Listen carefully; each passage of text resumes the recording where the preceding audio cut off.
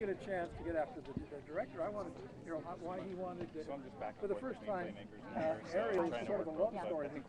By the end, she's trying to touch, neither one can touch the other. Yeah.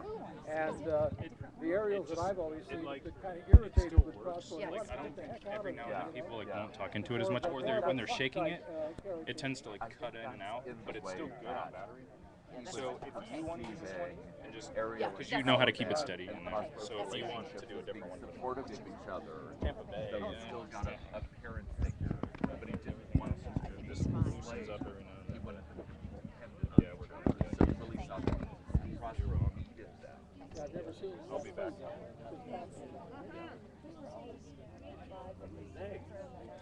Oh, I know. And you were sitting right behind me. I know. Didn't get run down by dogs. There was a run out there. Yeah, no, there's nothing. Well, they Bruce passed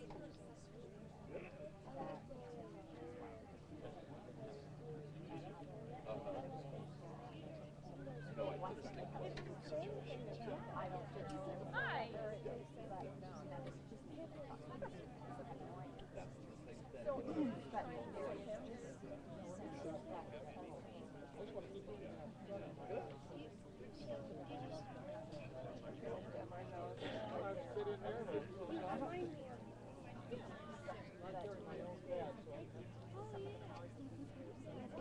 I've got enough. well, good.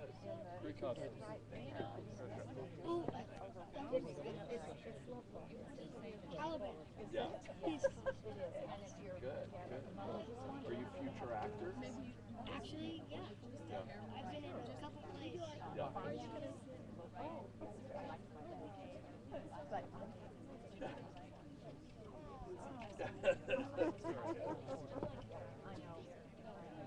I don't know what the party is.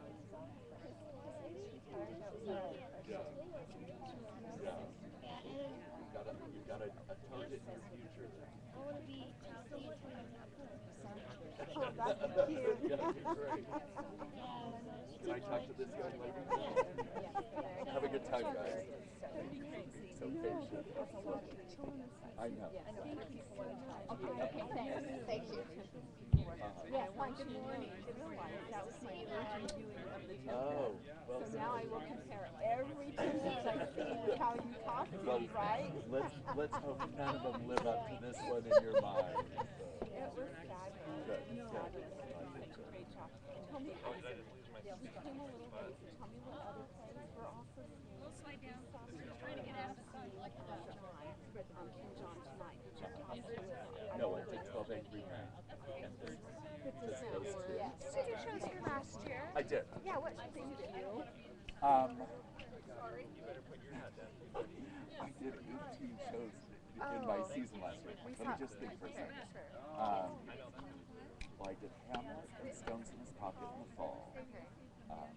Scapan. Yes, that's where I saw you. Yep, Okay. Scapan. And then, was Tillamook last year? Yes, Yeah. Tillamook. So it was Japan. We had the talk back. I saw you there too. Oh, could have been. Yeah, thank you so much. And where did you get the idea of the, those body suits? Was that where you came up with an idea with the, Ariel and the monster? Is that, do you know those body suits now? Is that where you got that from? And I noticed the shoes were those new shoes, those toe running shoes. Those, yeah, that was something so we could get the nails on there that was just a little more user-friendly than the past. So, It worked. And then the women too, with their different colors, and then the different shoes that they had too on. It was all dance wear. Yeah, So, yeah. It was beautiful. Yeah. It was really good. I have a I question. think I have to let the artistic director step in. Why don't, like when she injured her foot, that bandage worked so well with it. Why didn't they just do the other foot together and would not know that she had done it? It's just a question. Yeah, that's actually not a bad idea. Because it looked, I thought, oh, there isn't one on that. Hadn't Bless her worn heart. them until now, so Yeah, but it's a thought that no yeah. one would even know if they did it. yes.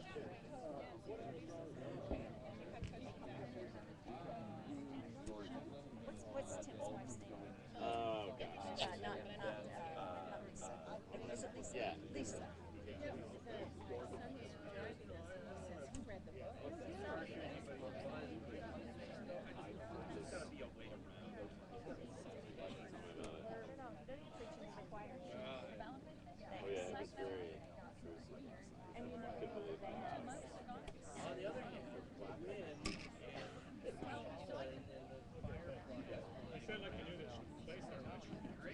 Yeah.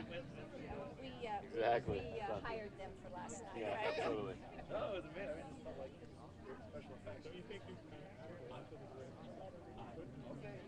Okay. Good Hi. morning. How are Morning. you? Okay, how are you? Oh, good. A little wonky yesterday.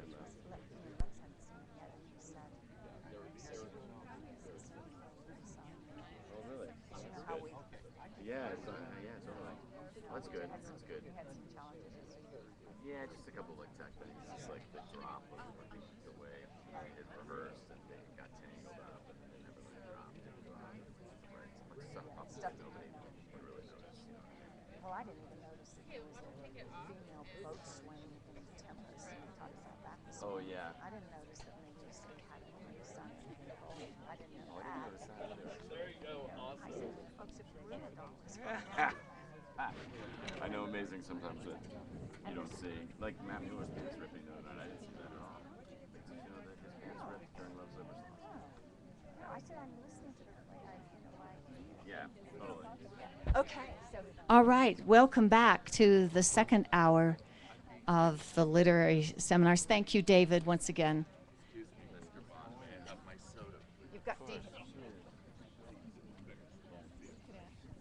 Okay, so is there anyone here this hour that was not here last hour? Okay, are you, oh, good morning. I was about to say, is there anyone here who's never been to the Utah Shakespeare Festival before? Where are you folks from? Welcome, welcome. And how, may I ask, we don't ever tell actors' ages, but we tell people in the Grove's ages. So could I ask how old you gentlemen are? We're 11. Are you twins? Oh, well, welcome. I won't embarrass you anymore. Or did I embarrass you? Oh, good, good. Okay. Well, my name is Nancy Mielich, and I am Literary Seminar Director here at the festival. And, well, thank you. That's nice to hear. This is our 52nd season. You've probably heard that a little bit this week if you've been here for a while. I don't know how that started. I'll ask the artistic director how that started, but I hear more and more people say the 52nd season of the Utah Shakespeare Festival, and it is my 10th season here in the Grove. We are here every morning of the season except Mondays, which means we will be here tomorrow. And opening week and preview week, we are fortunate to have the directors as our guests in the Seminar Grove. And this morning we are here to talk about Peter and the Starcatcher.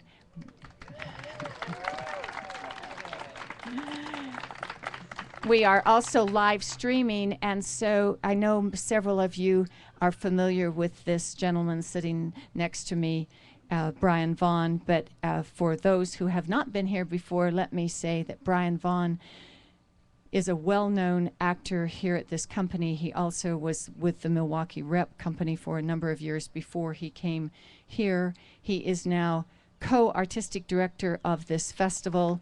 He is he is the casting director as well as the co-artistic director. He last season was on stage as Javert in Les Miserables, and also Charlie and Cows and various other roles in Stones in His Pockets. In the fall, after Stones concluded here, he directed a production of Othello at the Orlando Shakespeare Festival, and then, as if that wasn't enough, the production of Stones in His Pockets went to the Chicago area where it was presented for 6 weeks. Then he came home to direct Peter and the Starcatcher. I've heard directors say that Brian is a triple threat. I think it's even longer than wider than that. You might have seen him as Harold Hill in our production of Music Man, Henry V, Hamlet. Anyway, I'll quit embarrassing you. Welcome, Brian Vaughn. Thank you. Morning. I want to say much better than Russell Crowe as well. Thanks. Javert, yes. So, Brian, what we've been doing this week, and it seems to have met with approval by our folks here in the Grove, is we start off asking you a little bit about your association with Peter and the Starcatcher and why you wanted to direct this particular play, and also the fact that it is I believe, the first production outside of Broadway. We are the first company to get this production. There are others that will be starting the national tour in Denver in August. But so you are the first director to direct it outside of Broadway, outside of New York. Tell us how that journey started. Oh gosh, it started about 2 years ago, I believe. We received a letter from the producing body that was producing Peter and the Starcatcher. After its first incarnation, which is at Williamstown Theater Fest, it sort of started as a sort of a plays in progress type of work and sort of a workshop production, which they then later took to La Jolla Playhouse in California, where it went through further revisions.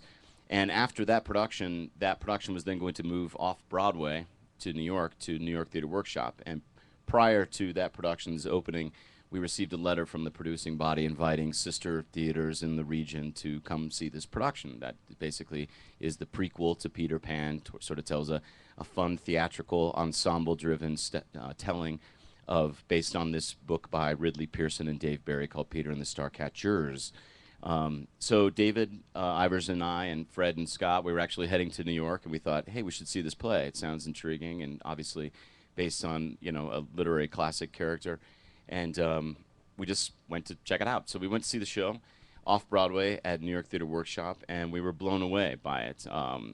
We thought that the play had tremendous power as well as heart, and it was funny, but it also was steeped in this classic novel of James M. Barrie. And we thought immediately, we have to do this. We thought our audiences would really, really love it. We had also come off of doing, some popular 39 Steps, which is a similar play that's sort of a similar type of style play of actor-driven, ensemble, many different playing different characters and so forth.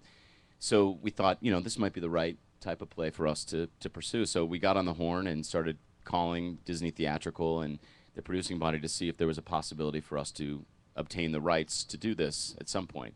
And of course, there was much dialogue and much correspondence that went on. The production was eyeing a Broadway run. They weren't sure about where it was going to go after that. But one of the things they were fascinated with, and they loved the fact, that one of the main strengths of this theater was that it's a Shakespeare festival, and it's indeed a festival. And it also is steeped in doing plays by William Shakespeare. And actually, Peter and the Starcatcher actually has many sort of similarities with a lot of Shakespearean plays, you kind of notice. And a lot of actual lines are steeped from Shakespeare also in the play. So I think they were really intrigued by that notion of us sort of being the first post-Broadway production. Also, we're a little off the beaten path. So we're not in a major market or anything like that. So we're not going to compete with the national tour or any possible larger scale production that might be happening. So they, gave us the rights to produce it, and we were thrilled. They gave us the rights previous to it going to Broadway. We couldn't announce it for some time because they didn't want any momentum or press or possible ticket sales of the New York production to sort of be in jeopardy of any possible regional production and so forth. So we had to wait until after the Tony Awards were announced for that particular play, the Broadway production, which garnered like 5 Tony Awards, 9 nominations, including nomination for Best Play and so forth. But yeah, we were thrilled that we got it. And then it became about, okay, who's going to direct this thing? You know what I mean? And I immediately threw my hat in the ring because I was just so taken with the material. I'm a huge fan of Peter Pan, the novel, James M. Barrie's novel. And one of the things that I really loved about this play was that it answered all those questions that one asks when you see Peter Pan. How does he become Peter Pan? That's the thing. And as well as, Tinkerbell and Neverland and all that stuff that they've really woven into this play so beautifully. But at the heart of it, I was really taken with the main theme of the play, which is these 3 characters that are really in search of an identity. Molly, Stash, and the boy, of course. The sort of coming out of the darkness of their own sort of reality into the light of hope and possibility and something new, and becoming who they really are yearning to be. Stash wanting an adversary that will complete him as a pirate. Molly seeking adventure and finding her own identity, her own place, having her own voice in this sort of male-dominated world. And then, of course, Peter, who is looking for himself, and what is really wonderfully woven in this play about home, about identity, and having something to have. That was something that really was taken with me in the play, and especially in Rick Ellis's adaptation, in the adaptation of the novel, which is a very epic, episodic sort of children's novel. When you read it, it's like, how in the heck are you going to put this on stage? 2 ships at sea, there's a hurricane, there's people talking to dolphins, I mean, there's mermaids, there's all kinds of stuff. That's all in the fantasy world of children's novels. How are you going to put that on the stage? And one of the things that's so beautiful about the production is it embraces theater at its purest form, about the theatricality of turning out to the audience and saying, now we're going here, now we're going here, and using these simple theatrical devices to sort of let the audience use its own imagination to propel the story. So how the play works with make-believe and imagination, which is such a central theme to Peter Pan, how that is infused into this piece, that the audience themselves is using that same thing as they're viewing the play, I think works really beautifully. And it's been a thrill to work on, and I'm happy audiences are embracing it. It has been the most challenging thing I've ever done in my life, just because of all the components that are involved with it. It is a play with music. We have our what I call the 13th character of the play, which is the musicians of the piece, and how the play is scored in the Foley, but also them launching into song. And then the idea also that there's 12 actors on stage the entire time, and how you sort of orchestrate all the movement in telling the story was a huge challenge. And the greatest achievement that I can sort of say is that the creative team is tremendous. And I'm so happy that we assembled the group that we did on this piece, because it's really like alchemy sometimes, this work, about having the right people at the right time. And that has really, really paid off with this production. I could not have done it without any of them. And that's from the costume designer to the set designer, Rhett Gooder, who's also our choreographer. He plays the boy in the production. Countless dialogues about how we're going to put this thing up and how we're going to make it our own. And I hope it's working. It's been a real thrill.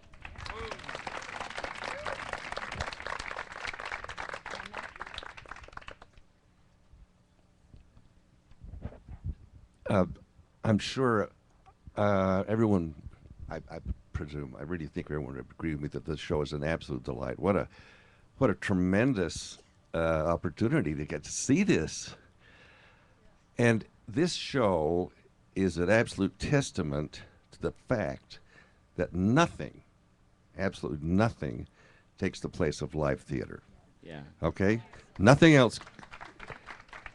You know, think, for example, the difference between seeing a magician live and in a film. Mm-hmm. There's, you know, one of the best examples I can think of is Noises Off. Probably a lot of you know Noises Off. Sure. So they make a film of it. Great cast, got everything going, and it's just blah. It's just nothing. You see that thing on stage, it's magic. It's a jaw dropper. I guess they could make a movie out of this. I don't even want to think about it. They actually are making a movie of it, but actually. You know, and it'll probably be fine. But it won't be this. It won't be this. It's just magic. Just magic and just storytelling at its very, very best.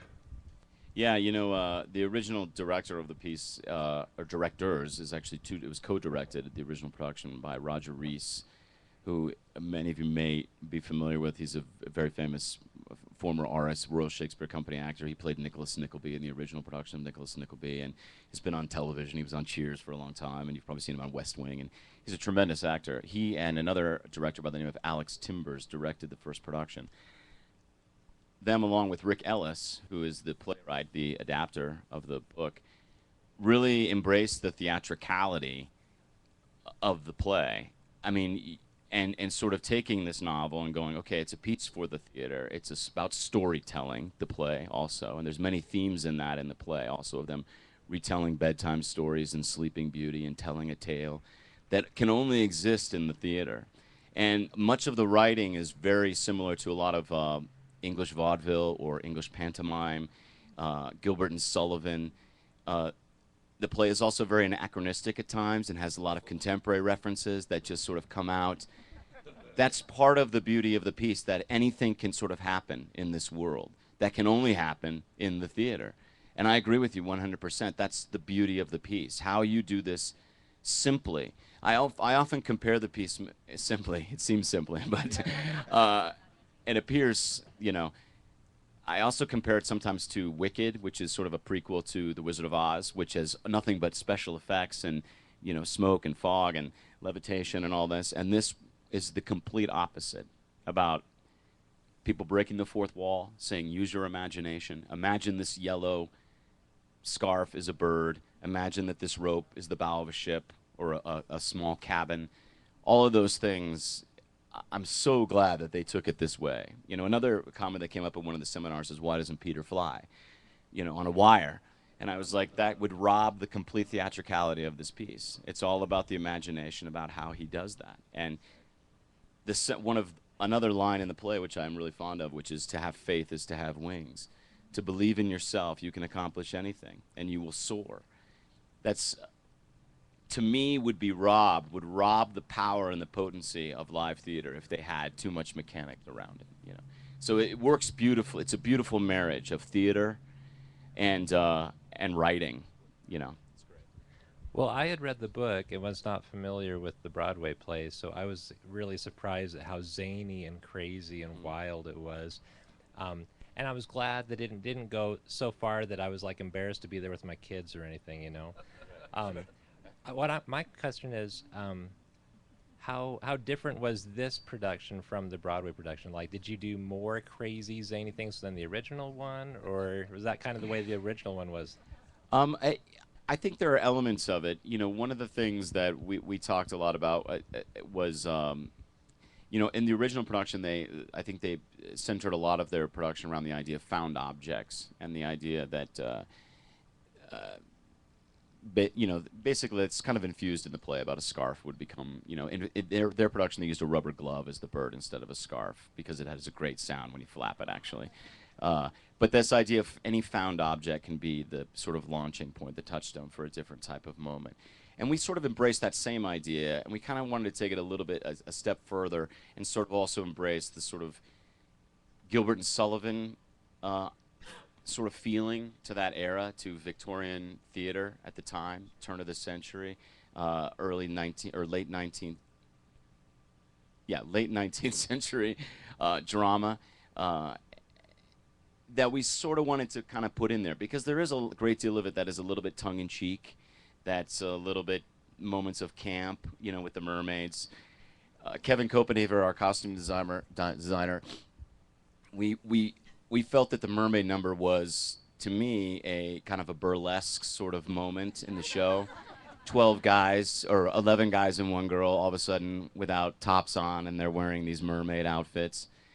We really sort of embraced that idea, that we made it a little bit more extreme than possibly they had in the original production as far as what they look like.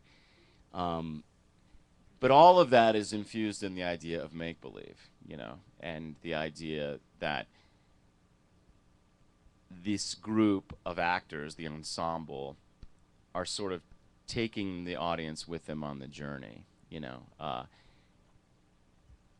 So there's many parallels, and I'm sure there are differences. Those that have maybe seen the Broadway production, there will be a tour of it beginning in August if you don't get to New York. It's still playing. It moved from a Broadway house to another off-Broadway house right now. It's at New World Stages in New York.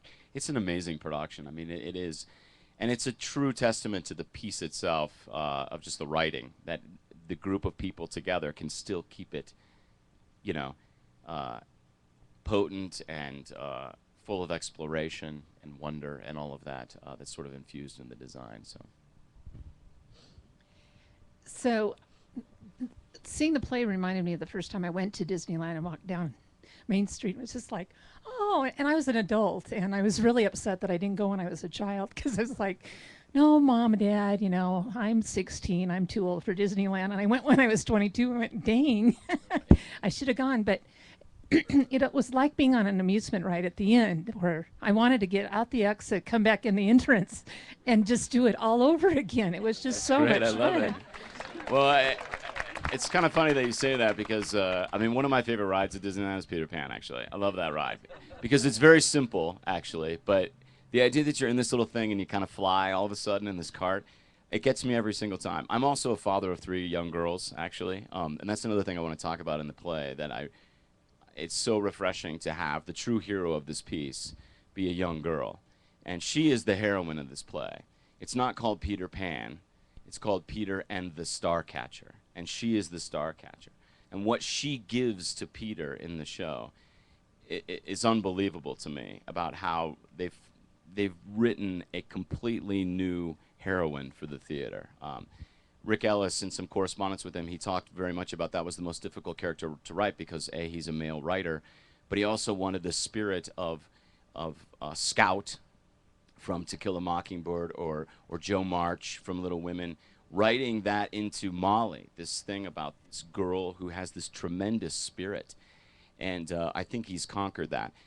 Speaking about the amusement park element of it, one of the things Joe Winarski, our set designer, we talked in great depth about when I go to Disneyland and when I go on a ride, one of my favorite things about it is to me, when you step through the first little moment, there's kind of like the ride before the ride. The atmosphere in the room before you actually even sit into this little thing. So we really talked about the theater itself and what our stage was. We knew we wanted to embrace theater and vaudeville, but also we wanted to bring in this idea of the Neverland, the boat, literally becoming the island, this sort of, which it does in the play, that the island becomes a metaphor, the ship becomes a metaphor for the island, this journey that he's been on. We wanted that to sort of be represented in the scenic component of the play. So we talked a great deal about shipwrecks and theaters, English theater, and we really centered around the idea of this playing space that is sort of like the Lost Boys Theater on Neverland, what it was to retell this story, their atmosphere. So we have these ships that are sort of represented, you know, in the play as the 2 boats in the show, but at the end of the play, it's not necessarily a literal thing. It's the idea that they're representative of this future and of Neverland. That's sort of, it's infused into the island. And that same spirit I feel a lot when I go on rides at Disneyland, that very thing, that you look around and you look at the detail of the things that you see in the rock or in the wood. And we tried to put a little of that into the same design with the ships. There's a great deal of story that goes into the side of them, of different barnacled objects or little toy boats or ships. And that's just part of the play, has that sort of same spirit, you know, the Lost Boys, about these found objects that they sort of create their own life out of the things that they find. So it was really neat working on that. But I agree with you very much that I'm glad that you have that reaction, because the piece is very much that same thing. It's a bit of confection and you want to go on it again. You want to experience it again. What I also love about it is that there's a tremendous heart in the writing of the play. Tremendous heart about saying goodbye and what that means. But it's also the next journey for Peter, his next chapter. It's not an end, it's a beginning. And I think that very thing infuses that idea of wanting to go back, to go experience it again, much like Peter does when he wants to fly back to London, to hold on to that feeling that Molly gives him, you know. This big challenge that you felt, I must say that you certainly were up to it and then some. It was just so enjoyable. Oh, thanks. Couple things. I felt like you guided the imagination of the audience very similar to how they did in Lion King. We saw Lion King in New York City, and I felt like the simple props that were used and so forth were very, very effective. Right. And then I gotta also say that when Stash first comes out, Sharon and I turned to each other. We said, "Johnny Depp." Yeah. Well, Kevin Copenhaver, there was a little bit. I mean, you know, we talked a great deal about Stash and you know, who he is in the piece. You know, this guy who, you know, nobody remembers his name, obviously, until the end of the play, when what happens to him in the end of the play. Then he becomes, you know, arc figure in throughout history after that, which I love how they've done that. But he's also a bit of a poet, or a wannabe poet at heart. He's a little flamboyant. He's a little bit dramatic. And it's sort of all those things that are infused in the history of Captain Hook, really. I mean, Captain Hook is very much that same way. But there's also an evil streak to him, that he does hate children. He will kill children if he can. That very idea. But what I love about that is Peter always turning it around on him, in this sort of anarchy and mischief element to the boy, of knowing Hook's weakness, or Stash's weakness in this. But in the design of him, Kevin Copenhaver is the perfect designer for this show, because he's a little Puck himself, actually. He has a very mischievous sensibility, and he's a wonderful designer. And we talked a lot about pirates and what pirates are, and so there's a bit of infused Frank Zappa into him with his hair, and a little bit of the sort of Johnny Depp idea. Obviously in the original production he didn't have as much of a stash. It was their stash was a little bit more of a Groucho sort of stash, and I really wanted to embrace the idea that in the book, in the Ridley Pearson Dave Barry novel, they talk about that stash being like a foot long, and really gross, and so we really made it really extravagant and a little bit more flamboyant. Extreme. And Quinn, I got to tell you, Quinn Maffield's a remarkable talent, and David and I knew from the beginning that he was the guy that we wanted to play this part. And when we saw it, we were like, Quinn Mafield, this is a perfect role for him, and he's just been tremendous to work with, and it's a great role. I mean, Captain Hook is a great role, and Black Stash is equally as wonderful. I have to say the Betsy Mugavaro as Molly. Yes, they're all tremendous. I mean, same with Betsy. I mean, Betsy was we auditioned a lot of people to be in the show, and it's a hard role to cast because you have to believe they might be 13 years old, and they have to embody the spirit of Molly, but also the heartbreak that she goes through at the end of the play, and the moment where she sits with Peter in the forest and she talks about sentimentality and about how if her husband doesn't have that, they should either lump it or leave it, and she'll sit and be a spinster her whole life and have a good old dog and all that. Every time I hear that, it totally breaks me up because she's so simple and pure. And it's just this beautiful moment of the two of them talking about what they want for their future. And that's another big thing in the play about it makes you what you want to be, the star stuff, about what the ultimate thing you really want in your heart. These two people, you're rooting for them to get together, but the minute they voice what they ultimately want, they will never have that. And so there's this precipice of a single moment in life between the two of them that is infused in that. And she and Rhett are tremendous together because it's like being pushed to the brink of falling in love, embracing it for a brief second, and then having to leave, to say goodbye. So the end of the play, she has so much heart in that last scene, and that is exactly what we wanted with the character. And she's been tremendous. The whole cast has been that way. The whole spirit of the cast. They are the champion, and they are why the play works. Because it's about ensemble. It's about being there for them in the moments of extreme vaudeville yuckety yuck, and also like, I'm pouring my heart out to you right now, and I want you to take this moment for everything that it's worth, rather than winking an eye to it. That's part of the beauty of it. And they're all like that. I mean, I can name each one of them: Matt Mueller, Aaron Galligan-Sturl, Chris Ellis, Chris Amos. They're fabulous, every single one of them. And all of them have dove in feet first and going, yes, how can we do this? Yes. Can somebody take this off here? Yes, I'll do it. I'll do it. And I tell you, as a director, that is a huge blessing to know, I need help here in this moment. Who can help me with this thing? And having an actor step forth and go, I'll do it. There's nothing like that. It's the spirit of moving forward, which is tremendous. No ego. It's been great. We're talking about the ensemble work and how they've just really come all together, and we all seen that they've really embraced everything that you as a director and everything and this as script has given them. But what would you say would be the biggest challenge that you've had as a company preparing for this show? The biggest thing, I'll tell you, has been time. Our rehearsal time. because based on we're a theater that operates on a repertory theater model. 6 plays open in 6 days. And when we go into tech, it's 2 plays on that one day. The next day, it's 1 in each theater. 2 plays the next day, and 2 plays the next day. And in rehearsal, you only get 4 rehearsals a week. 4 4-hour blocks a week for each individual show. So my show had 4 hours, 4 hours and 4 days a week. So what is that? That's 16 hours a week, basically. And they're not consecutive, so it'll be like 2 days on, 1 day off. 2 days on. And rehearsing a play like this, that is a huge challenge.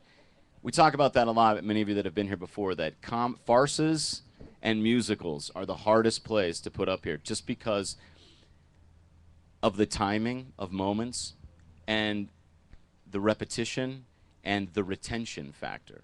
It's one thing when you hit a play every single day, you know, and it's just there and it's getting more and more ingrained. It's another thing to hit it for 4 hours and then, oh, now I have to go into rehearsal for another play. And you put that play away and you start working on King John or whatever, and then you come back to this play. There's a great deal of 2 steps forward, 1 step back, just by the nature of how it's done. So that element of putting the piece together was the biggest challenge. How we do this and how the retention level, also factoring in all the movement in the play, all the hurricane section in the piece is a huge challenge just structurally about how you go from one ship to another ship to another ship, a boxing ring, somebody jumping overboard, then the ships are splitting, then there's a gigantic song at the end of the act. It's like putting all that together in one scene. That's Act 1, Scene 10, this huge long scene, was a gigantic challenge on the time that we have. How much time do you have on the Randall stage? And then when we go, then we go into tech, and we have about 2 weeks, basically. It ends up totally being about 120 hours to put the show up. Now, that's literally like 2.5 weeks of rehearsal, basically. And you look at it from on a day-to-day, 8-hour day. And that's a huge, huge challenge. And it's not only that. When you get into the theater, you got all these other new components. We rehearse in a studio hall, you know, a rehearsal hall, for 5 weeks, and then we go into the space. And then when we get into the space, oh, now we have our deck. Oh, now we have some grates in the floor. We have a drop to put in. We have mermaid costumes that we have to have a quick change with. You know, all that stuff becomes these things that you got to factor in putting the piece together, and it's challenging. You know, a piece like Les Mis last year, same thing. You know, the episodic musical. It's sung virtually, well, it is sung through the entire score, 3 hours long, barricades. I mean, you know, people jumping off bridges. Putting that up in 2.5 weeks is like a monster challenge. But it's just something that happens, you know, and it's really hard, and people tear their hair out. But then the spirit of the work actually is really, really strong because the ensemble really comes together because they know they're up against the clock. You know what I mean? But could I use another 2 weeks on rehearsal? Absolutely. I would use every second of it. Well done. Oh, thanks. Like, since this is my first year coming and I saw your play, I went to, like, the orientation, and it says they might use a string of rope to, like, make it look like this. And I kind of got that, and I like how, like, when the ship was turning, everybody else would turn, and then how the people stood up and used them as doors. Right. And it was really cool, and, like, you could use your imagination. And I really got that point. Cool. And like the bird, it was really cool. Excellent. So could I ask you, did you tell me you were 11? Yeah. How young do you think, how old do you have to be to come see this show? Would you bring your 6-year-old friend to it? Yeah. It's not too scary? I would bring like any kid or any adult because, well, usually everybody was a kid once, so. Yeah, exactly. There it is. There it is. Get that boy's name. I We're know. quote him. I love it. That's it. Everybody is a kid. Was there Exactly. any part you didn't understand that you want to ask Brian about? Not really. I kind of like. You figured the whole thing out. Yeah. Good. Yeah. We'll Good let you deal. lead the orientations the rest of the summer. I know. That's our soundbite for the whole season right there.